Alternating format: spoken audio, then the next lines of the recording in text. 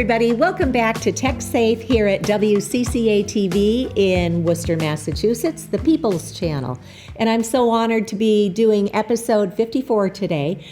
Before we introduce our wonderful guest, I want to give you a quick update on the science that has been coming out lately. I'm going to be reading from a press release from the organization of international scientists called the ICBE-EMF. This is the International Commission on the Biological Effects of Today's Electromagnetic Fields. They have put out a press release recently called New World Health Organization funded study reports high certainty of the evidence linking cell phone radiation to cancer in animals.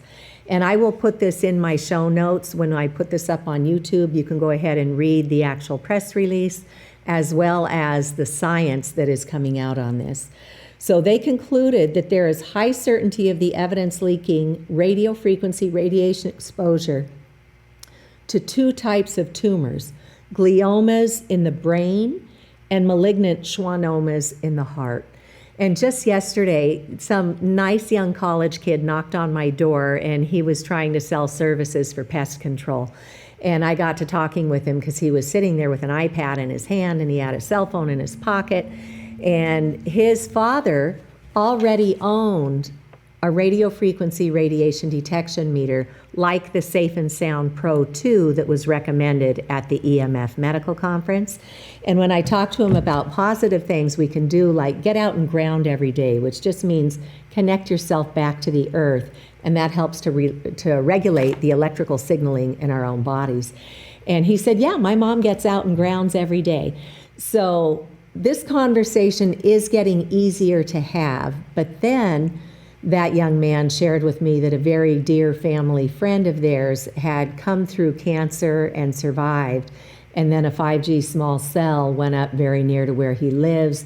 His brain tumor came back, his heart problems started coming, and the poor man died. So this is all happening in real time, everybody. It's about time that the World Health Organization comes right out front and center and says, yes, this is a carcinogen. And it's not just a carcinogen. We know that there are other studies that link it to, other kinds of cancers, lymphomas, adrenal glands, thyroid cancers. But it's also a neurotoxin with anxiety, depression, suicidal ideation, cognitive impairment. We know it disrupts the mast cells of the gut, and we know it interferes with sleep, and it causes infertility and much more. But aside from us being some of the larger creatures on the planet, it's also having a very deleterious impact on the smaller creatures on the planet.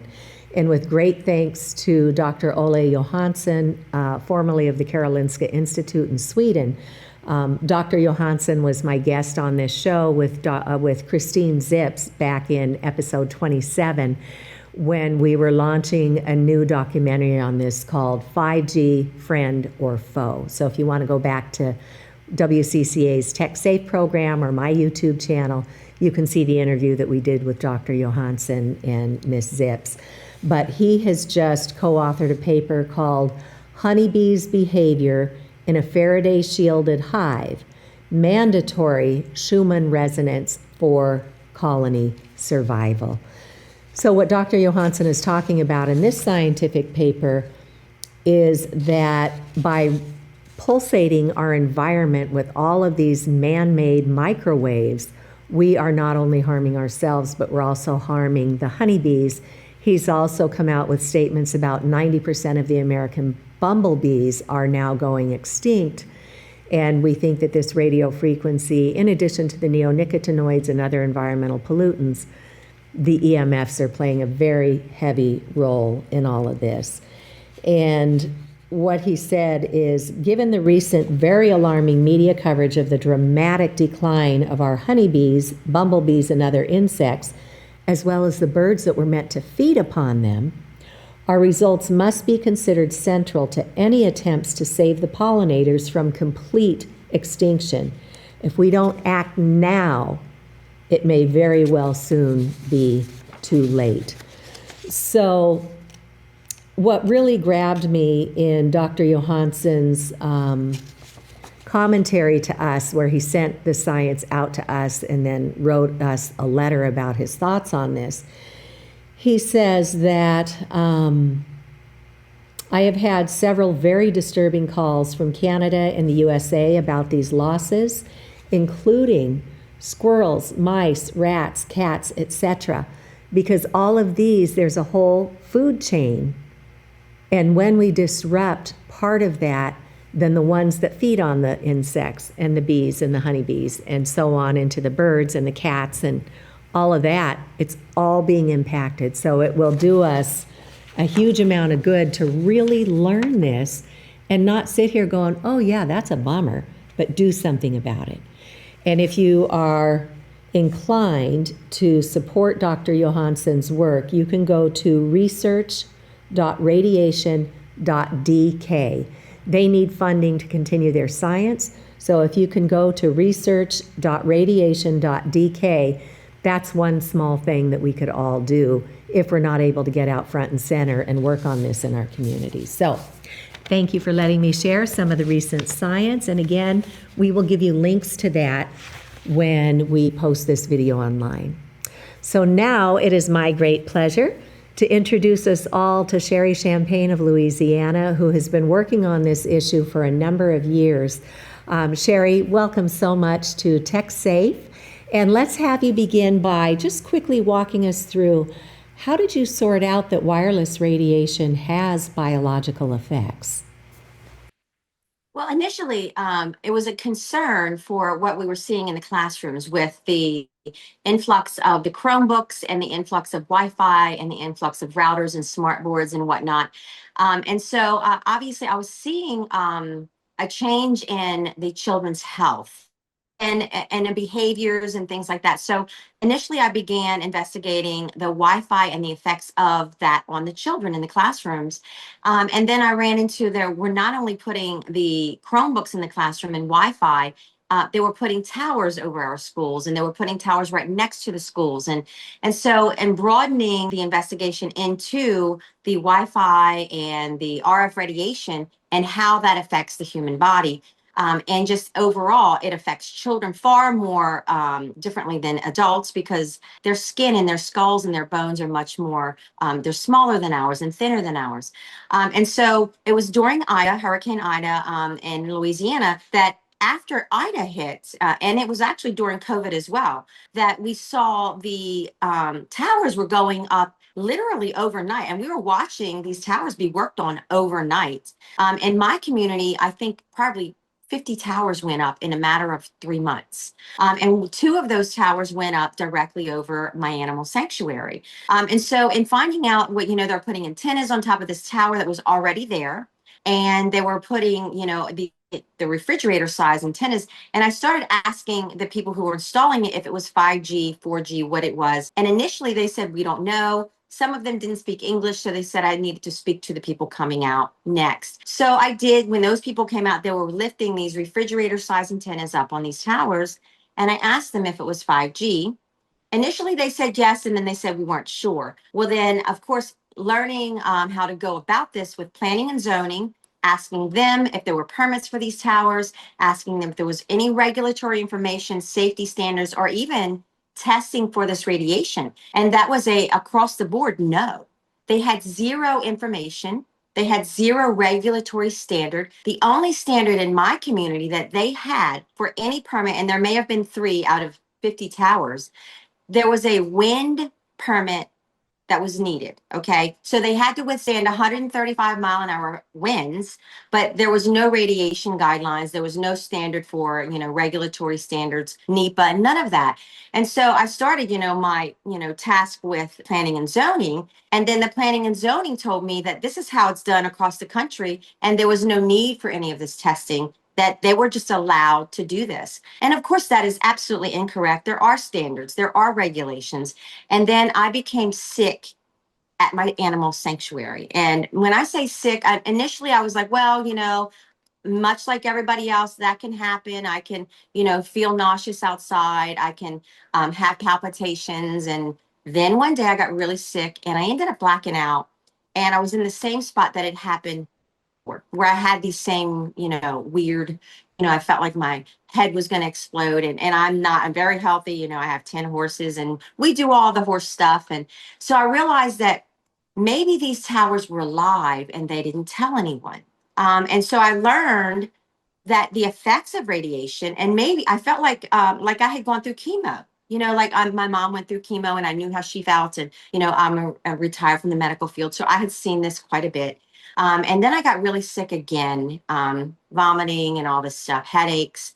And then I asked planning and zoning if these towers were alive, and they said yes. I embarked on that journey. We're finding out, there's no regulation, there's none of this, and these towers are live.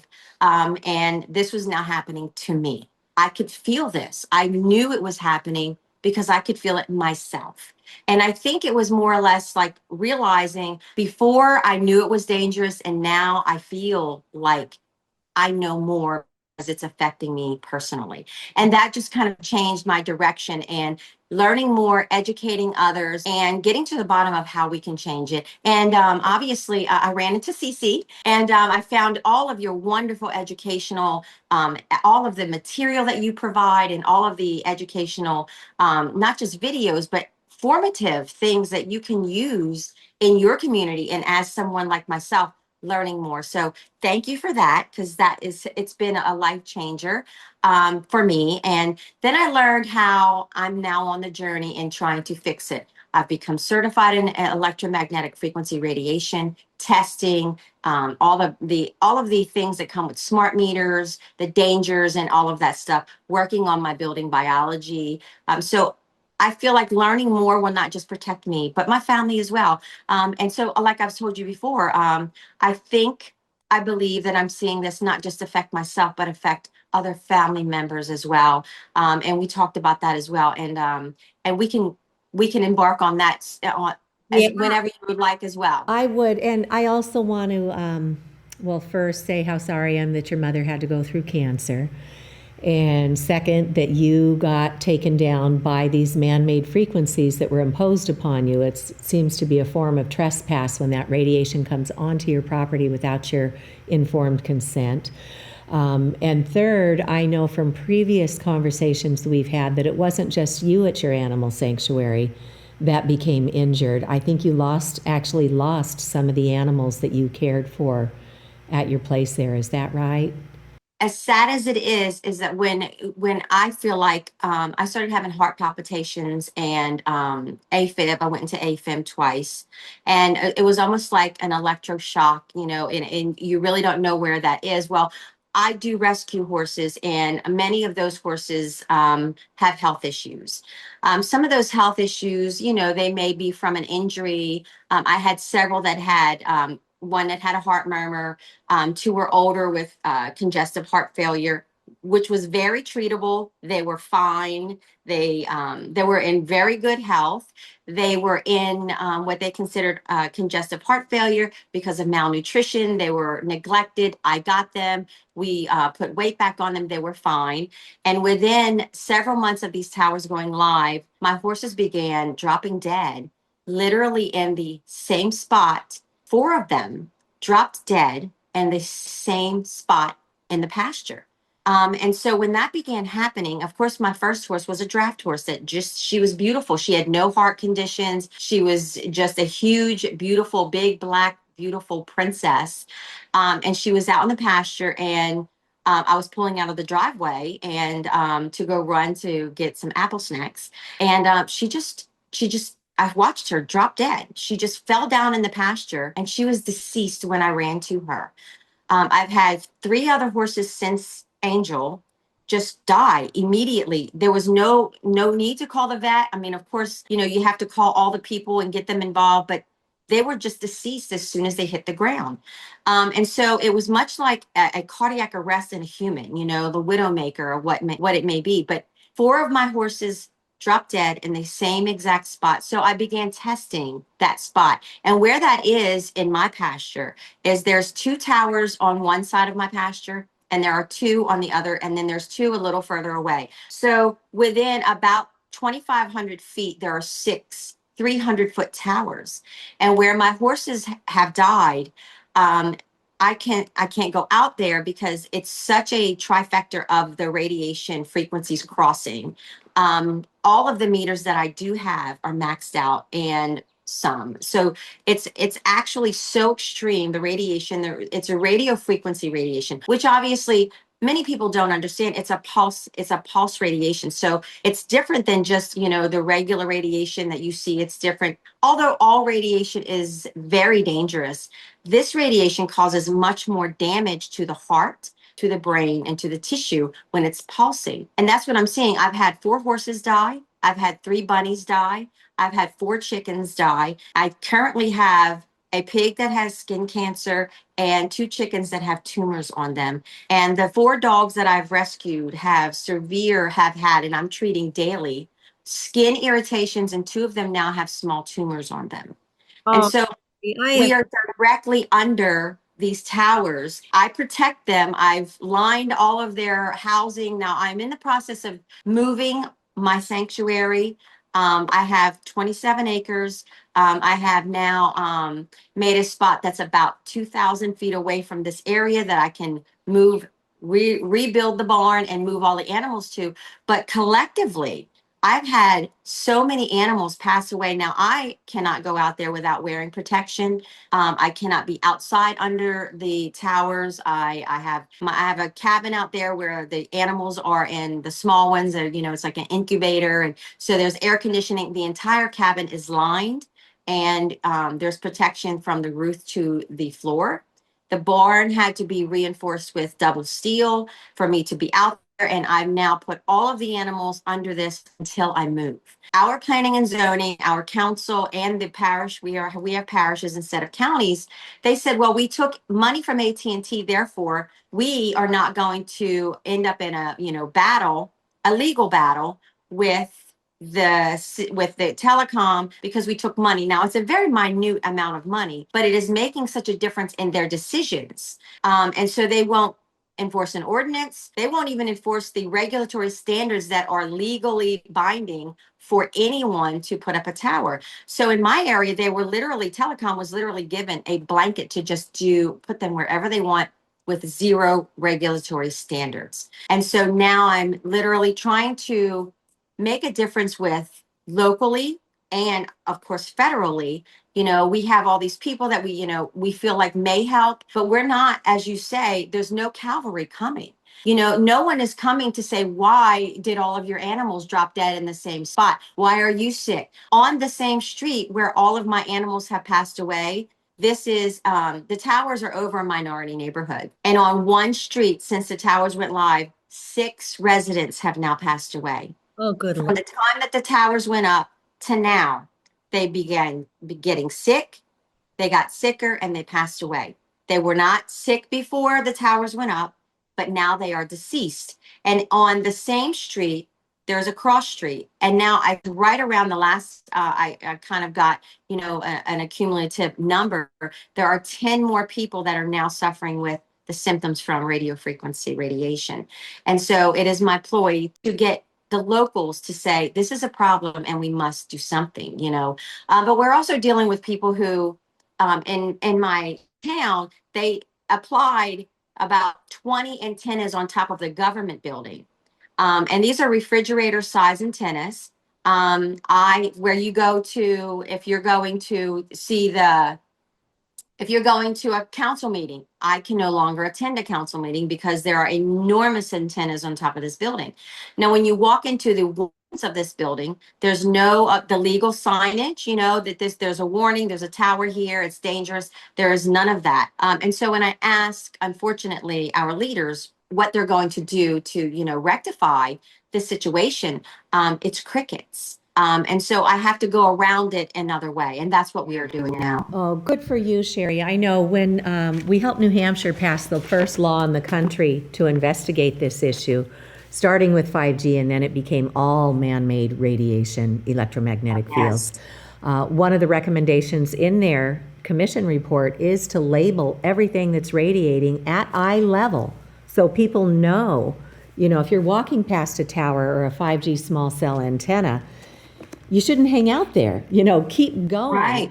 But when they put it on top of your living area, that is just unconscionable. And I've had the same experiences. You know, some people in my town who serve on public boards will say, keep going, Cece, what you're doing is so important. And others will completely deny the science. So it is an uphill battle, but knowing is half the battle. So by you taking the time and having, you know, such a good soul to not just stick your head in the sand, but to get out there and start talking to your neighbors, at least once they know, then maybe for a while they can go stay with a relative or a friend somewhere else and begin to recuperate. Now, I want to switch gears to what's happening in the schools near you. Because of the work that I did here in Ashland, Massachusetts, our schools became the first in the nation to even have a sign hanging in our classrooms with best practices for mobile devices that says to turn off the devices when you're not using them. Because once we know we're radiating ourselves, why would we leave that exposure on? Turn the Wi-Fi on only when you need it and for the shortest amount of time. And as the legal fine print in our own devices says, if you look up RF exposure in your device, it says this was tested away from the body. So you should never, ever have a radiating device near your body. So we became the first in the nation. We've had a bill here in Massachusetts for 10 years to try and protect our children. We've reintroduced it again this session with great thanks to Senator Paul Mark. But I understand that you've begun, well, first, let me thank you, because when I put out the call that I wanted 10 volunteers to become local champions across North America, to educate those around us, the parents, the grandparents, the other citizens. And once we have a good coalition going, then let's go talk to the schools and see if we can start protecting the kiddos. Because we know these kids are having symptoms, but our doctors, in large part, haven't been trained. So when the kids go in with these symptoms, the doctors don't know what's causing it, and they may prescribe this or that, but it's not fixing the problem. So Shari, talk us through in the next couple of minutes what you've been doing in your schools. I know you've been inside the classrooms for a very long time. So we've got about 5 minutes left. So let's see what you've been up to. Okay, so every parent should be aware that obviously in our classrooms, we have Chromebooks, we have smart boards, we have routers. And so if your child is coming home with headaches, nauseous, vomiting just randomly, behavior issues, they may be more emotional, they may not be able to focus. This is always, I believe, going to have a reason. And what now we cannot rule out that that is the RF radiation that they are subjected to during the in the classroom all day. And so what I've done is getting involved with the superintendent locally and the superintendent for the state ed department and educating them, which they had no idea. Imagine that. They had no idea about the radiation that is going on in the classrooms with Wi-Fi and all of the radio frequency radiation. So I've been educating the superintendent and his branches, so to speak, the people who, you know, that represent him and that are in with him, and the state ed department, and educating the teachers, even if it's one by one, sharing that information with the teachers, sharing that, offering up. And I have one of my meters, the Safe and Sound Pro is one of the best ones. Handheld, it's easy to handle, it's easy to read, offering that to them, and they bring back readings for me. And what I see is the readings far exceed any level, safe level of radio frequency radiation consumption, especially in children because they're so tiny. I mean, we're talking in kindergarten and first grade, they're subjected to radiation all day. And so educating them, I believe, has been the first start of showing this is happening. And then with the school year coming to an end, I am asking all teachers to join in and making their classrooms safer next year. So when we see these children that may or may not have an illness during the school year and that subsides, now sometimes it doesn't subside because they go home into an even more radiated with radio frequency radiation. But if that is not, maybe they go on vacation and there is no radio frequency radiation and they're seeing a difference in their child's health and behavior. That is what we ask for parents to to pay attention to as well. Get into those classrooms. In my area, I offer meters to check their classrooms, to check the areas. And that's important for parents to be aware of what's going on in their child's classroom as well as around them at home. You know, reducing their radiation exposure. You and I were not exposed to radiation 24 hours a day, but we are now seeing unhealthy children, and those unhealthy children are becoming unhealthy adults. And what I'm seeing in my area is a rapid spread of childhood illness, including cancer. And so I think it's so important to educate the teachers, educate the staff, get those readings. You know, if you have to go undercover and get those readings, that's what's necessary. If you have to get the teachers to do it for you and bring it to you, which I do, and offer that up for when we go. I'm going to more meetings with all the other people involved to show them this is what we're getting and this is what you can do to help. And that's where I'm at right now, is offering up all of this data to say, we can change this, but it's going to take you to help us because, you know, unless they say you have full access to our classrooms to go and test and make a difference, we have to take baby steps to make them feel like they are helping as well. And it's something that they can do for their entire, you know, school body, teachers, and staff. That is excellent, Shari. What a wonderful approach. And for folks who have never had a radio frequency radiation detection meter, this is from Safe Living Technologies. It's about a $400 meter. And you want to get one around this price range because then you get the actual readings of how much radiation you're exposed to. If that's beyond budget, I helped my public library become the first in the United States to put one of these on loan. And now today, most libraries have a Library of Things collection. And you can simply ask your local library to please get one of these meters, put it into circulation, then everybody in the community can use it. And if your library doesn't have budget for it this year, or maybe they could only pay for half of it, go out to the Environmental Health Trust. They have a small grant fund and an arrangement with Safe Living Technologies to help libraries get these meters into the community. Shari, I understand that your grandson of late has been exhibiting symptoms. We've got about 30 seconds left. Do you want to walk us through real quickly what he's been experiencing? Yeah, and he's 7, and so I feel like, and he's super tiny, and so with him being in a classroom where he says to me that he has 20 Chromebooks in his classroom, and that's just a small portion of the Chromebooks in his school. And so he's been exhibiting, he randomly will get very nauseous and throw up.